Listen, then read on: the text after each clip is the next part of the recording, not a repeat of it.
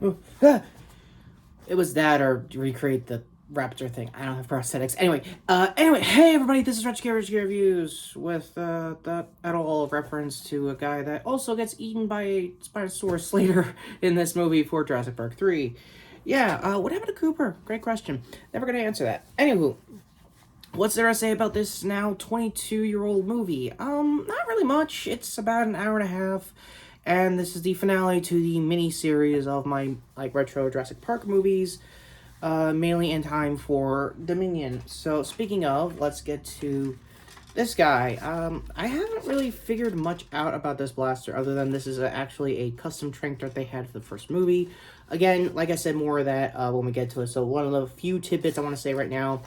The thing is, I think this magwell has a bit of a issue with, I think taking older bags from, either, Avenger Force Variety. Again, I'll go back into the reviews just real quick on that. So, that all being said, let's do a dino shot into this review.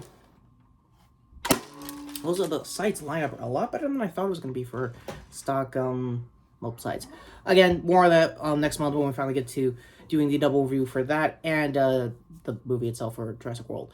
So, what's there to say, like I said, with a 22-year-old movie like this? Not really much. The good news is that it's still on HBO Max, all three original movies. If you guys want to see that in time, like I said, throughout the review series, quite the last time I probably mentioned it. The good news is, like I said, it's like an hour and a half. It's mercifully short, which is pretty good, because I think there's a good reason why.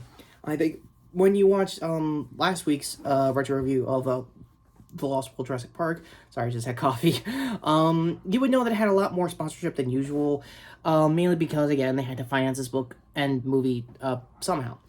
So with that all being said, who came back this time around? Great question. Well, let's talk about Alan himself, Sam Neill, and like I said in the first movie, he does have that Indiana Jones kind of escapades kind of character that Spielberg loves writing after, making the Indy trilogy, which is understandable. For the Kirbys, you get William H. Macy as Paul and Talioni as Amanda Kirby.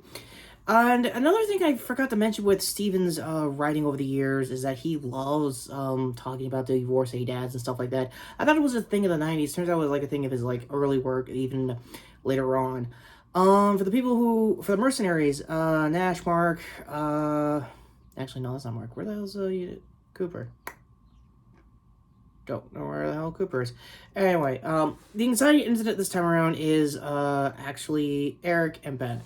Ben is Amanda's new boyfriend who off-screen gets skeletalized, not even a horrific kind of sense, kind of like a, I don't know, Spirit Halloween kind of variety.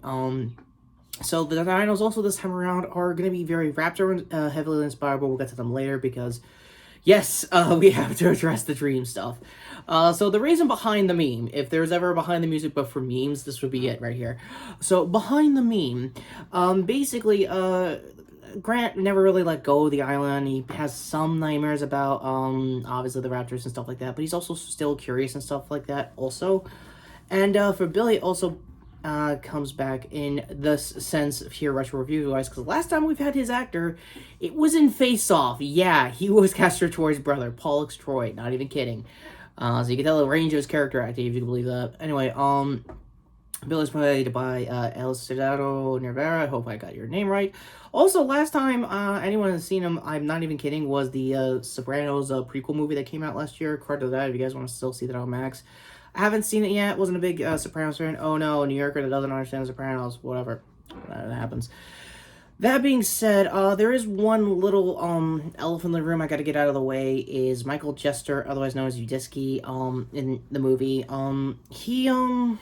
He passed away a couple years after this movie came out. I think he was openly gay at the time. He was one of the very few openly gay character actors in the business, even before the marriage got legal and stuff as time went on, obviously, politically speaking. And I think he died of AIDS. Again, I'm going to hopefully Brandon Hardesty's no small parts of that video is still up. If not, check on IMDb, because him and Kenny Johnson from Walking 101 fame do work with IMDb for mostly character bios and stuff like that. And worth a listen to. If you find the video itself is actually very insightful. He was involved in a lot of projects that you think he was in. So again, that's how it is with character actors, but still sucks to say. That being said, long overdue retro moment of silence for the guy. I mean, he was actually pretty good. And by that, I mean, he was actually the most humorous. I mean, you have William H. Macy here, but at the same time, he's like, yeah, I had to call in for a guy who was sick for this kind of job. And what job was that in particular? For you, designating his guys was supposedly help out get Eric back. And oh yeah, Laura Dern's also here as Ellie again, but she's only here to like I said, I think with Hammond last time is to book in the movie.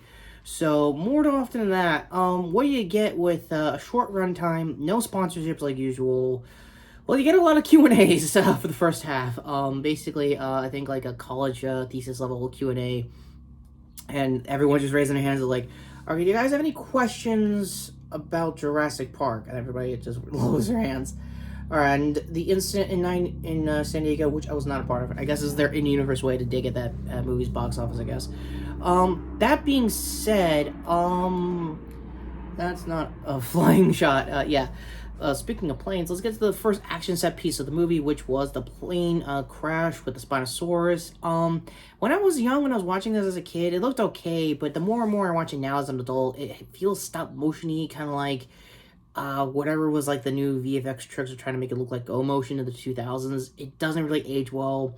The Spinosaurus is actually okay. The only thing I'll kind of agree with anyone who hasn't really talked about this part of the dinosaur itself is the eyes are very demonic and like hollow and foggy, kind of like a Millennium Era Godzilla kind of thing. I think All Monsters Attack. If I forgot that movie in particular, Godzilla wise, let me know in the comments. It gives me that kind of vibe. And I thought, okay, that's how they want to like put over the Spinosaurus. Now, it turns out they were doing it to a lot of dinosaurs as well, which literally have practicals. Except for the T-Rex, you could definitely tell its age by the time we got to 2001. Like, it didn't even look like the same T-Rex from the first movie. It looked like the Universal attraction ones you see whenever you go vacation, stuff like that. And I would know is because, as a quick little fun fact, I actually went to Universal Studios Orlando before 9/11. Yeah, long story short, it was summer of August. That's, if anyone knows, you know. My bad in advance for that kind of terminology. Anyway, it's my childhood. Let me talk about it. Anyway, it was actually really cool. I remembered it was like mostly rainy when you got to like the big entranceways to like what was the original main street of the original movie's park and stuff like that. They had posters all over advertising the new movie at the time, and it was really cool. I also remember being a part of, I think, the very few times they had the animatronics of like not the T-Rexes, Stegosauruses. Yeah, I talked about. I think I had an okay question. It opened up Michelle Little, stuff like that. I literally forgot the question because it's been 22 years and I'm 30 now, so my bad in advance. But yeah. So who's still executive producing and who's still directing? Let's get to that real quick. Joe Johnson, from what I could tell from his IMDb, give me a sec. He actually helped out Captain America: First Avenger, The Rocketeer, October Sky, and helped the the visual effects for Indiana Jones, I believe the first movie, Raiders of the Lost Ark. So that was really cool. So those credentials, that's probably why Joe got the job for directing this. And I think another fun fact, I think kind of funny in review talked about when they were doing either this or Lost World, is that he was supposed to actually direct the second movie, and Steve's like, no, I could do it, I think I could do it, but he realized he couldn't do it. He's still executive producing, same with Kathleen Kennedy, it's their baby, it's their franchise, it makes sense to executive produce it at this point.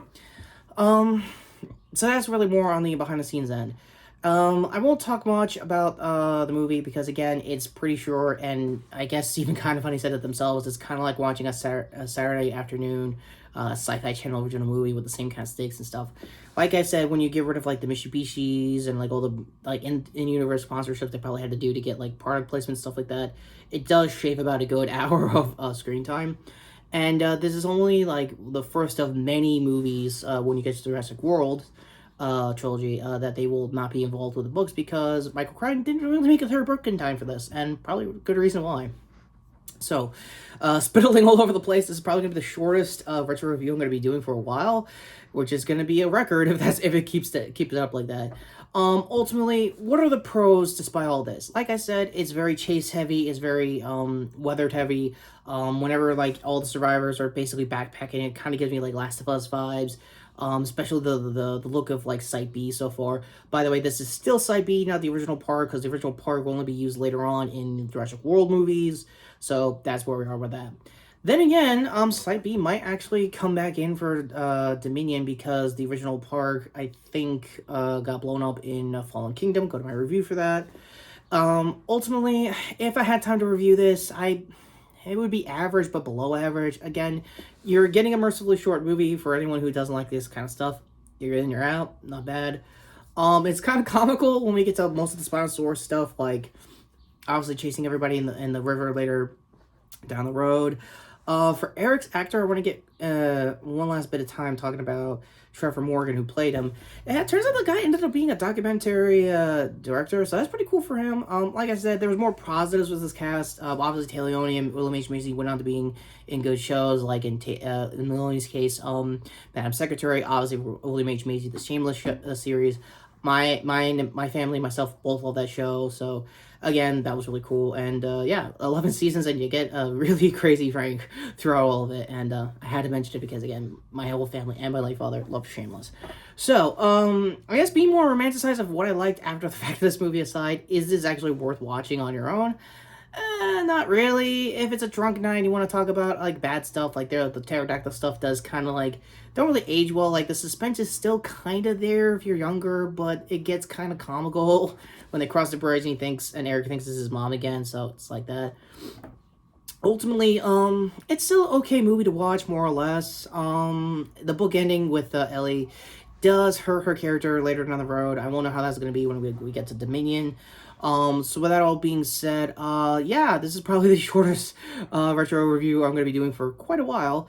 Retrokid Reviews, hoping to God you learned anything about this retro review other than Alan.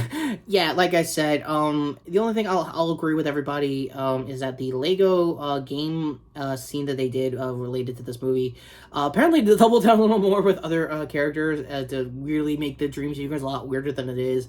I guess final cards of that if I got time for that. And I might add that to the list of Lego games I'm going to be playing with my nieces and nephews someday. So with that all being said, end cards finally coming up to hopefully my future link here to my She-Hulk review, well, trailer review with everybody, Marvel Legends figure-wise. Final, I guess, look at the retro Jurassic Park shirt here to sub to the channel. Other hand here to my shorts playlist with the whole Sasha Banks situation. That being said, thank you for the surge of views. Shorts somehow helps regardless. It keeps this channel going more or less. And notification bell down below for when I eventually do my Jurassic World Dominion review and review of the Dart Zone Pro Blaster of the same name.